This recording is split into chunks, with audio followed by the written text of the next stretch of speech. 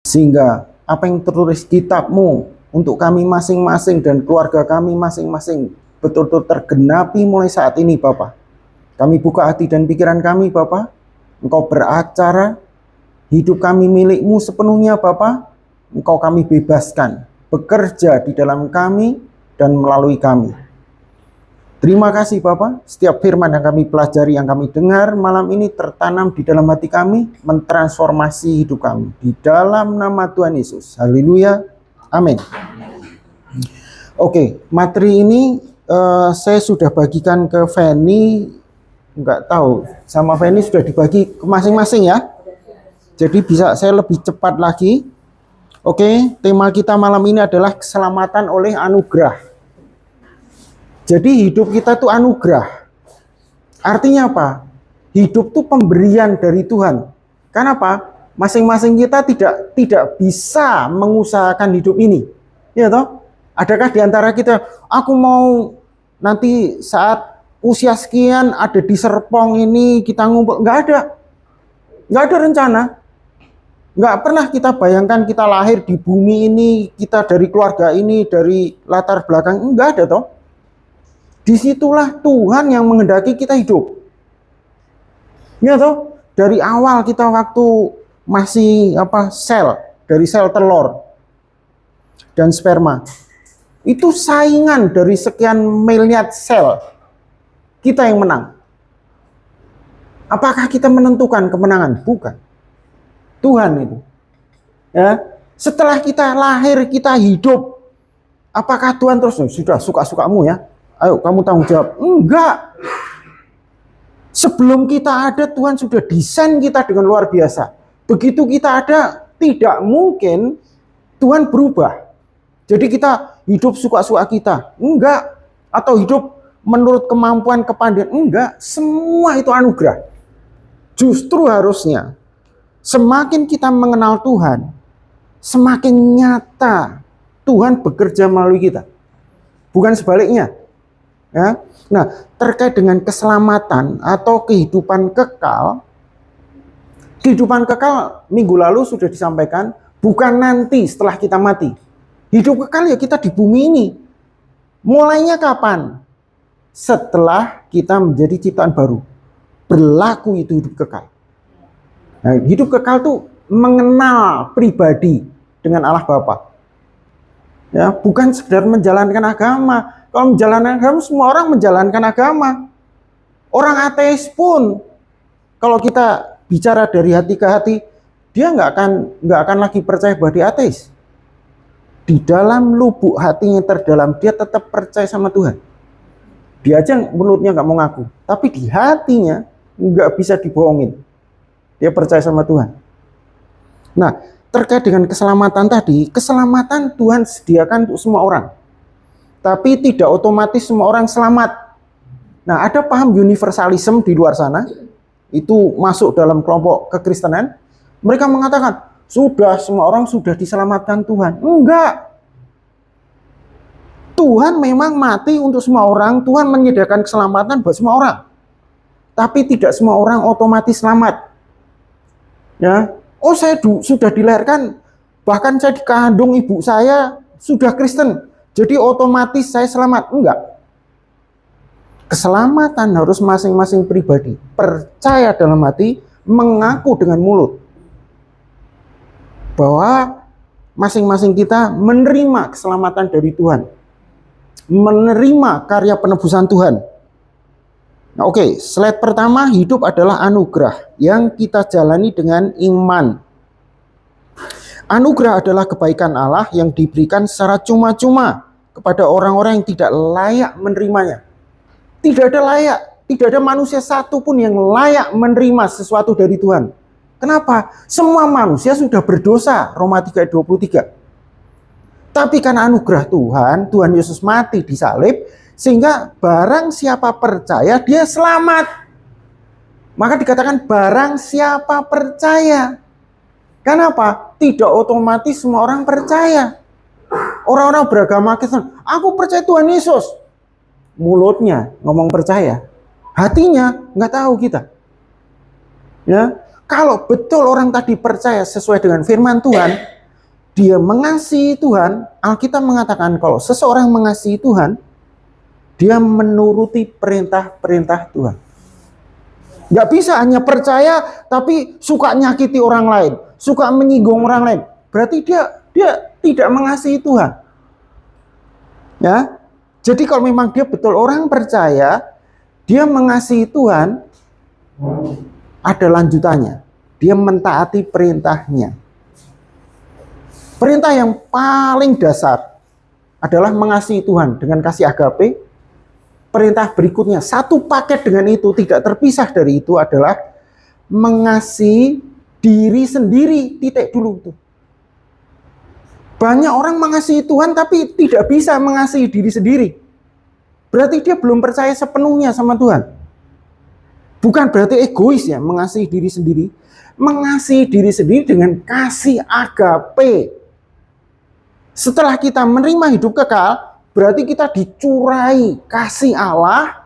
Satu. Kedua, kita menggunakan kasih agape tadi untuk mengasihi diri sendiri dulu. Dengan kasih agape. Baru satu paket berikutnya, dia mulai belajar mengasihi orang lain seperti Tuhan mengasihi dia. Kalau hukum Taurat, kasih sesamamu seperti dirimu sendiri. Enggak, kita bukan di hukum Taurat. Kita bukan manusia lama, kita bukan di perjanjian lama. Kita ada di perjanjian baru, mengasihi sesama seperti Tuhan mengasihi kita. Nah, ini basic. Hal ini basic. Ya, jadi kalau memang sudah hidup kekal, kasih tadi dari hari ke hari semakin nyata termanifestasi. Gak ada tawar-tawaran. Pak, dia keterlaluan, Pak, jahat sama aku, jadi aku gak bisa mengasihi. Gak ada. Gak ada alasan. Kalaupun kita bisa menemukan alasan untuk tidak mengasihi, harus dibalik. Alasan untuk mengasihi walaupun dia tidak pantas kita kasih.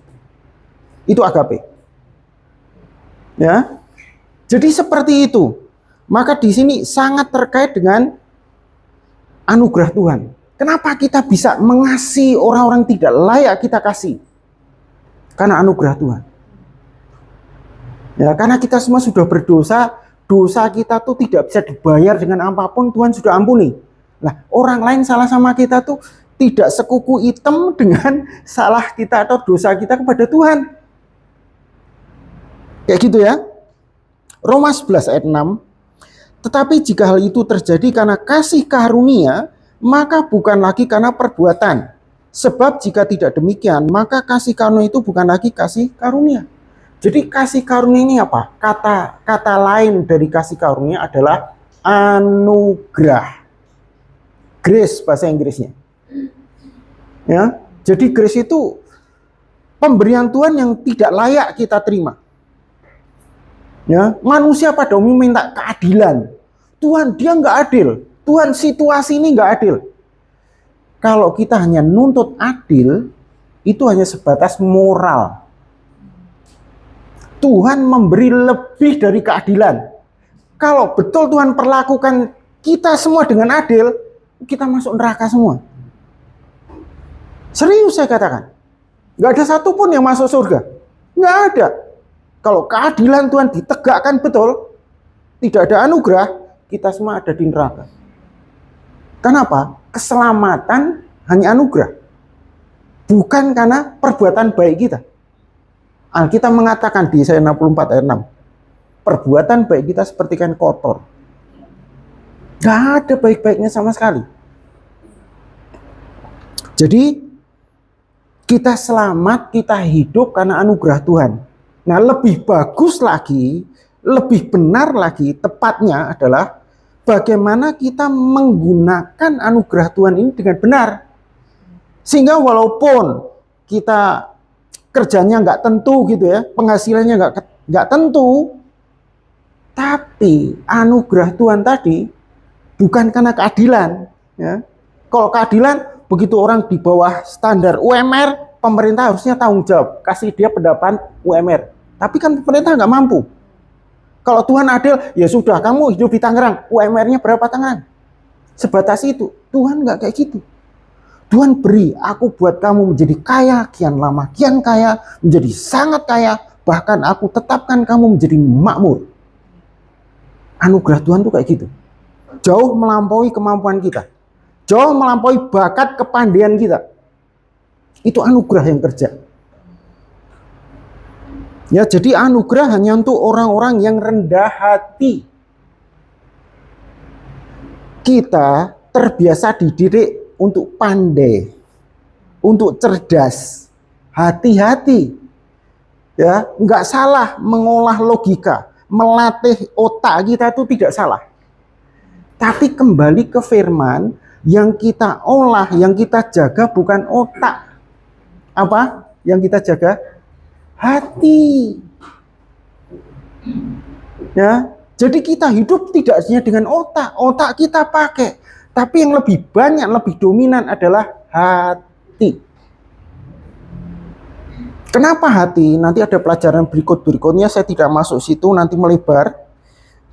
Berikutnya, keselamatan adalah anugerah Allah yang kita jalani dengan iman. Oke, kembali ke tadi ya, rendah hati tadi ya. Kalau orang kuat di logika, dia begitu belajar firman, itu berhenti di otak dia. Dia paham banyak hal, tapi paham di otak. Bukan mengerti, paham di hati. Nah, ini yang tanpa sadar, bedanya tipis banget. Itu orang pintar khotbah, bahkan bisa seminar, dia bisa menjelaskan detail. Tapi kok kelakuannya ada karakter yang cacat ya. Nggak bisa disembunyikan. Kenapa? Dia hanya gunakan otak dia. Bukan berarti kita nggak boleh pakai otak. Boleh, tapi otak harus tunduk dengan hati. Ya, kalau hanya pakai otak, nasi sudah jadi bubur, betul? Nggak bisa diapa-apain. Bagi Tuhan, bagi kita orang percaya, tidak ada yang mustahil, toh. Nasi jadi bubur, itu buat orang dunia, buat orang agamawi. Buat kita, nasi jadi bubur, tetap bisa kembali lagi jadi nasi. Gunakan iman. Contoh nih, langsung yang radikal. Lazarus sudah mati. Bukan hanya mati dia. Busuk. Itu lebih dari bubur. Bubur yang busuk. Betul? Tapi Tuhan perlihatkan ke kita, iman bekerja walaupun sudah busuk. Sudah 4 hari. Bangkit dan tidak ada bau busuk, tidak ada bekas kematian. Itu melampaui bubur. Nah, ini harus jadi pegangan kita. Ya. Hati itu kemampuannya seperti itu, melampaui logika. Orang mati bangkit pakai ilmu pengetahuan apa? Coba jelaskan. Nggak akan nyampe logika itu. Tapi jangan salah paham, bukan berarti logika nggak penting. Logika penting, tapi ada batasnya. Yang tidak terbatas adalah hati. Efesus 2 ayat 8 dan 9. Sebab karena kasih karunia kamu diselamatkan oleh iman, itu bukan hasil usahamu, tetapi pemberian Allah. Itu bukan hasil pekerjaanmu. Jangan ada orang yang memegahkan diri. Jadi hidup ini termasuk keselamatan, itu pemberian cuma-cuma dari Tuhan. Pemberian cuma-cuma. Nah, saya tadi sharing sama Bu Eli. Buka toko gini, buka usaha gini, bukan untuk cari mata pencarian, bukan. Untuk apa? Memanage berkat Tuhan, mengelola berkat Tuhan, untuk selanjutnya apa? Dilipat gandakan berkat ini. Kenapa? Kita masing-masing selalu diberkati Tuhan. Jadi kita melakukan ini, supaya Tuhan memberkati. Salah. Itu agamawi. Kita melakukan ini kenapa? Tuhan ajari aku agar aku dapat mengelola. Dari yang kecil sampai yang gede, segede apapun aku mampu mengelola. Aku siap kelola. Jadi kita belajar seperti ini bukan untuk dapat berkat dari itu. Enggak. Karena aku sudah diberkati Tuhan dan aku tahu berkatku tidak terbatas. Aku belajar Tuhan, di antaranya aku mau mengelola berkat-Mu. Sehingga kita menjalani hidup betul-betul dengan anugerah. Tidak, kalau dengan anugerah tidak ada sungut-sungut, tidak ada keluh kesah, tidak ada ngomongin orang, tidak ada gosip, tidak ada semua yang negatif, nggak ada dalam hidup kita. Kalau betul kita hidup di dalam anugerah, karena semua diberikan Tuhan cuma-cuma. Dan apa yang Tuhan berikan bukan yang biasa, yang Tuhan berikan yang terbaik dan sempurna. Yakobus 1 ayat 17. Tuhan nggak pernah memberikan yang biasa-biasa seperti dunia berikan. Enggak. Dia selalu memberi yang terbaik dan sempurna, kan Pak? Dia Tuhan. Tuhan, aku hanya butuh 50 juta. Kalau kita hanya minta 50 juta, kita mengecilkan Tuhan. Tuhan, aku salah kelola sehingga aku jadi punya kewajiban nih 50 juta. Terima kasih Tuhan. Aku nggak mau seperti ini, lain kali aku butuh Tuhan untuk menyelesaikan ini 100 juta.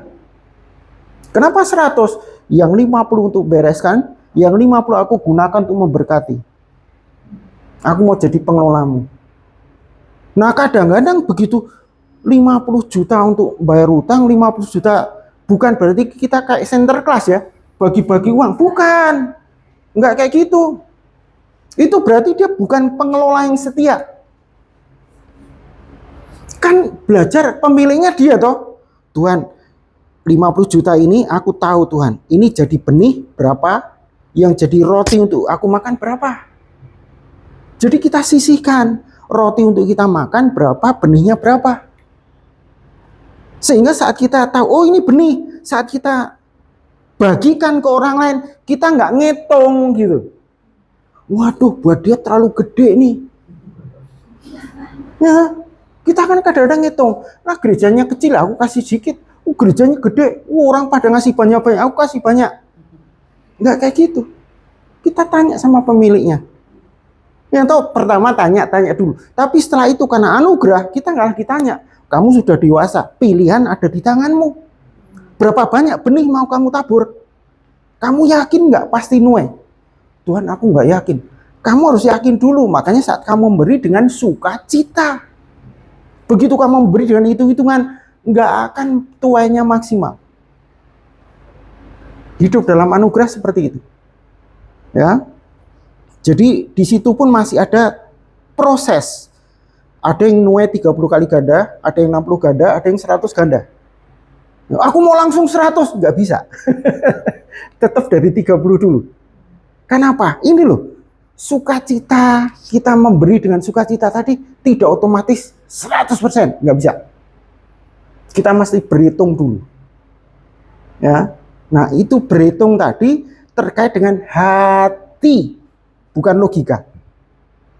Itu yang membedakan antara Kain dan Habel. Bukan soal jenisnya.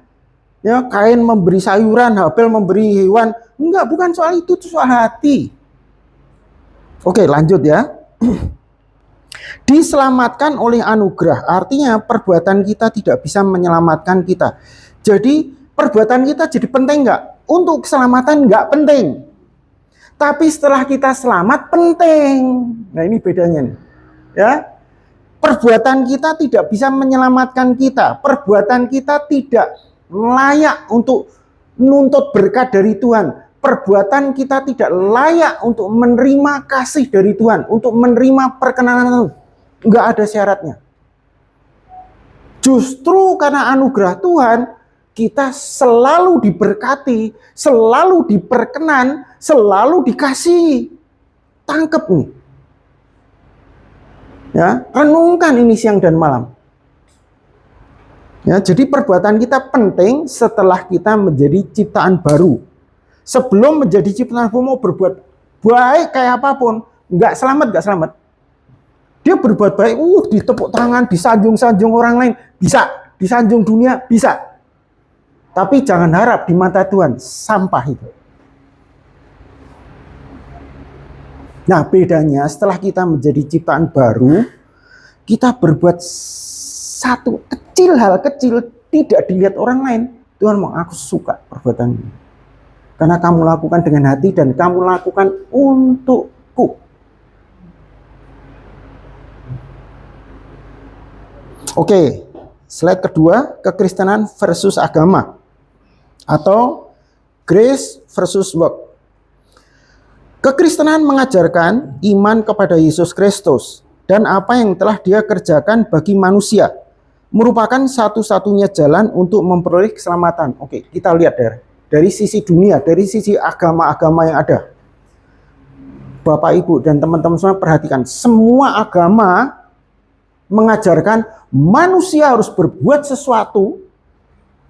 Kalau perbuatannya benar baru dapat sesuatu dari Tuhan. Perbuatannya salah dapat hukuman dari Tuhan. Jadi penekanannya manusia harus berbuat sesuatu untuk Tuhan. Semua agama itu, mau agama apapun, termasuk agama Kristen, penekanannya kepada perbuatan.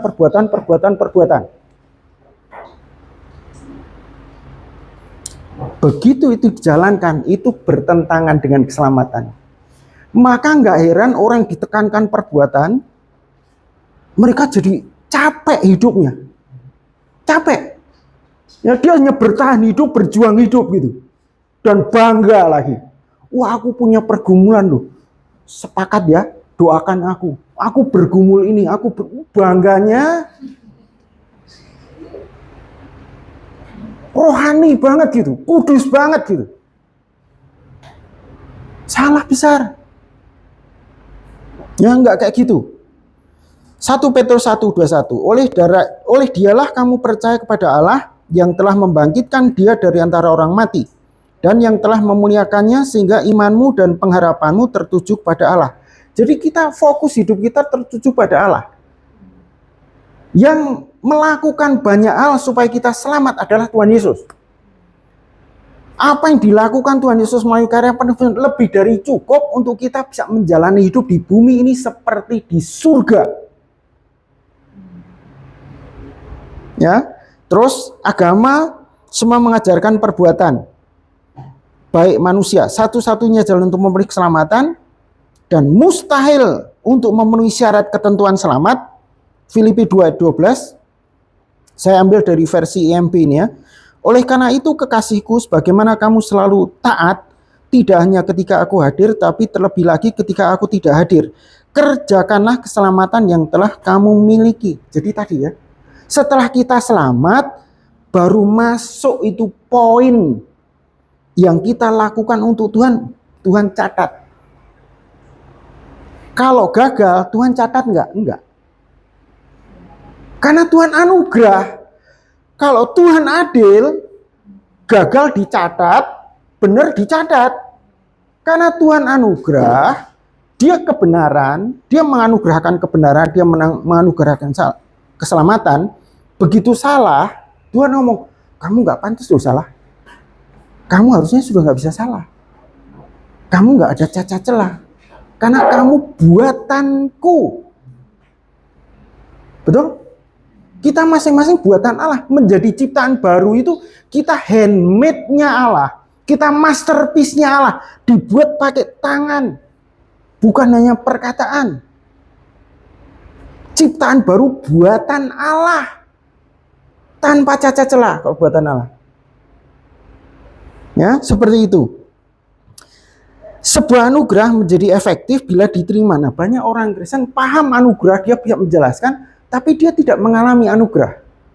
Kenapa? Di sini diajarkan Ibrani 4 ayat 2, karena kepada kita diberitakan juga kabar kesukaan sama seperti kepada mereka, tetapi firman pemberitaan itu tidak berguna.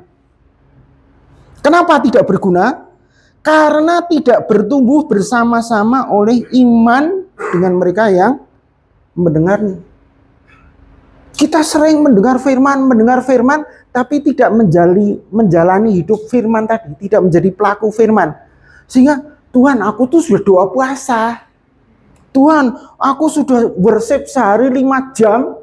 Tuhan, aku baca Alkitab 50 pasal sehari. Tapi dia tidak menjadi pelaku firman. Dia komplain sama Tuhan, aku sudah melakukan banyak hal. Kembali konsep, aku berbuat ini, aku berdoa puasa, aku worship, aku baca Alkitab, supaya aku engkau berkati.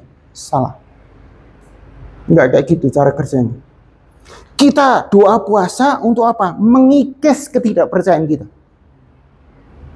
Kita doa puasa, Tuhan, aku wujudkan kasih-Mu padaku dengan doa puasa. Jadi doa puasa bukan untuk dapat sesuatu dari Tuhan, bukan. Doa puasa adalah aku tunduk padamu, aku mengasihi-Mu Tuhan. Karena Engkau lebih dahulu mengasihi aku. Kita baca Alkitab, kita worship juga sama. Bukan untuk dapat sesuatu dari Tuhan. Wujud kasih kita kepada Tuhan, wujud ucapan syukur kita kepada Tuhan. Wujud kita menjalani hidup oleh iman. Ya, jadi bedanya di situ. Slide ketiga. Setelah diselamatkan selanjutnya apa? Anugerah datang melalui Yesus Kristus, Yohanes 1 ayat 17. Sebab hukum Taurat diberikan oleh Musa, tetapi kasih karunia dan kebenaran datang oleh Yesus Kristus. Jadi keselamatan itu diberikan oleh Yesus Kristus. Kebenaran juga diberikan oleh Yesus Kristus. Satu paket keselamatan kebenaran ini dengan kata apa? Satu paket kerajaan komplit. Masing-masing kita punya satu paket komplit ini. Ukurannya sama. Iman yang kita miliki, imannya Tuhan. Hati yang sekarang ada pada kita ini hatinya Tuhan. Nggak ada bedanya. Oh, buat yang sini, oh hati Tuhan minus 1%. Nggak ada. 100% milik Tuhan semuanya. Tuhan tidak pandang bulu. Tuhan tidak membeda-bedakan orang. Nah, kita yang menggunakan ini yang membuat beda. Ya, bukan Tuhan yang milih-milih, enggak. Tuhan mengasihi kita semua sama. Tapi kita menggunakan anugerah Tuhan tadi yang beda-beda. Kita belajar seperti ini supaya aku enggak mau niru itulah, sekedar niru aja, tidak.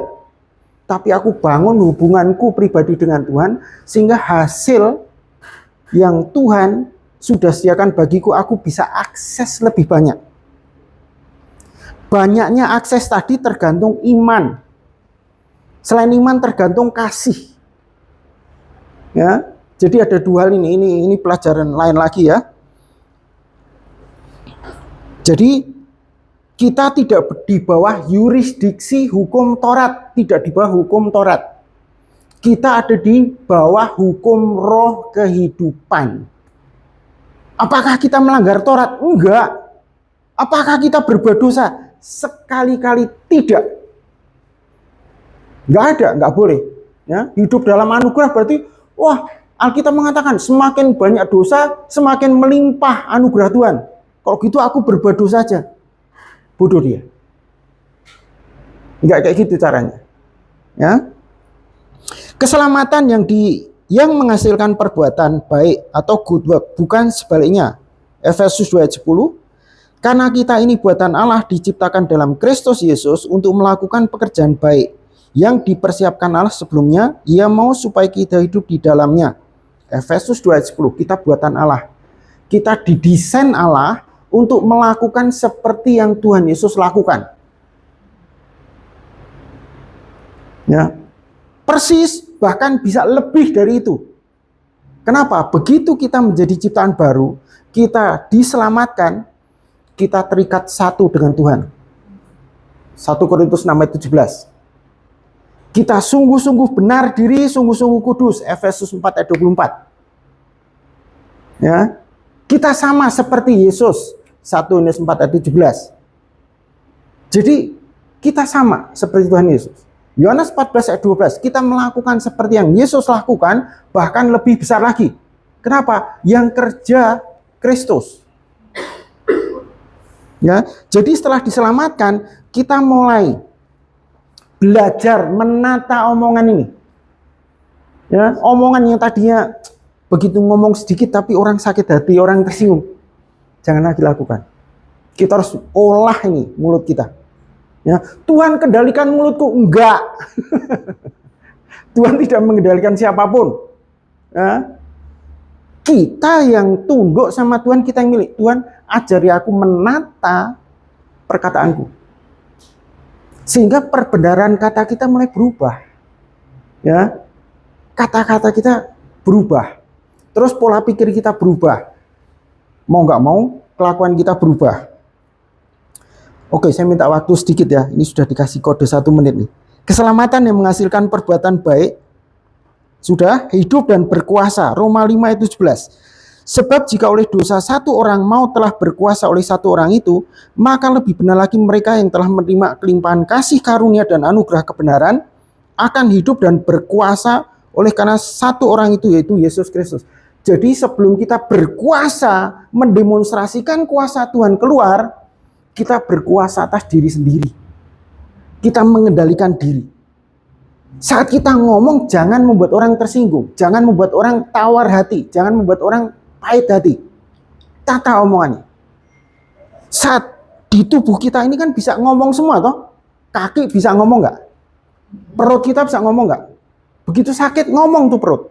Kaki sakit ngomong dia. Kita kendalikan semua yang bukan dari Tuhan tidak boleh ada di tubuh kita. Sakit kaki, kita perintah kaki, Tuhan ciptakan kau sempurna. Nggak ada sakit penyakit. Sembuh dalam nama Tuhan Yesus. Semua yang tidak sejalan dengan firman kita perintahkan di tubuh kita sendiri dulu. Pak, bagaimana kok saya belum bisa? Saya masih harus ke dokter, silahkan ke dokter minum obat. Tujuannya sama, supaya kita sehat. Ya, nggak salah ke dokter, nggak salah minum obat, nggak salah. Tapi jangan di area itu terus. Ya, kan gini, kalau ke dokter harus bayar, ke rumah sakit bayar, beli obat bayar. Katanya mau jadi pengelola yang setia. Tuhan kasih semua cuma-cuma toh. Hidup diberi cuma-cuma. Uang berarti kan uang dari Tuhan, bukan upaya kita. Boleh nggak uang buat beli obat? Boleh, tapi jangan gitu terus. Uang gunakan tuh yang lain untuk jangkau jiwa-jiwa. Lah katanya mau jadi pengelola yang setia. Lah kalau harus ke dokter, ke rumah sakit, lah orang dunia pinter, jauh lebih pinter dari kita.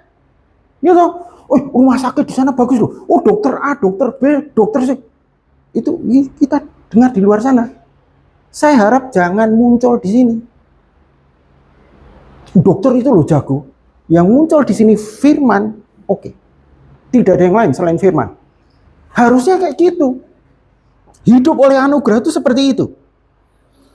Ya, jadi hidup dan berkuasa, kuasai diri sendiri dulu. Setelah itu baru kita, oh ada orang sakit, dalam nama Yesus sembuh. Apakah kita belum bisa melakukan untuk orang lain sebelum kita selesai sama diri sendiri? Enggak. Kita membereskan diri sendiri belum tuntas, beranilah melangkah untuk membereskan orang lain. Kenapa? Semua yang kuasa ini untuk menghancurkan perbuatan iblis. Jadi perbuatan iblis bukannya di kita saja. Perbuatan iblis di dunia ini banyak banget. Kuasanya untuk ke situ. Ya, oke. Yohanes 15 ayat 5. Akulah pokok anggur, kamu adalah ranting-rantingnya. Siapa yang tinggal di dalam aku dan aku di dalam dia, maka ia menghasilkan buah yang banyak. Karena tanpa aku kamu tidak dapat melakukan apapun. Jadi dengan kata lain, perbuatan-perbuatan kita adalah hasil hubungan kita dengan Tuhan. Kata-kata kita tadi betul, kita pilih perbendaharaan kata. Kita pilih pikiran-pikiran, sehingga pola pikir kita tuh tertata, sistematis. Ya, tapi ingat, semua itu adalah anugerah Tuhan. Semua itu hasil hubungan kita dengan Tuhan. Ya, karena di luar Tuhan nggak bisa berbuat apa-apa. Kalau kita lihat di luar sana banyak orang yang tidak kenal Tuhan Yesus, beragama lain, bisa kaya raya. Sorry, kekayaan tidak bisa untuk membeli keselamatan. Ya, jangan lihat di dunia, fokus pada Tuhan, pada kebenarannya. Matius 6:33. Jangan yang lain. Nah, ini hidup oleh anugerah itu seperti itu. Ya, karena waktu ya, banyak hal ajaib, tapi karena waktu, saya kasih kesempatan untuk tanya jawab sekarang.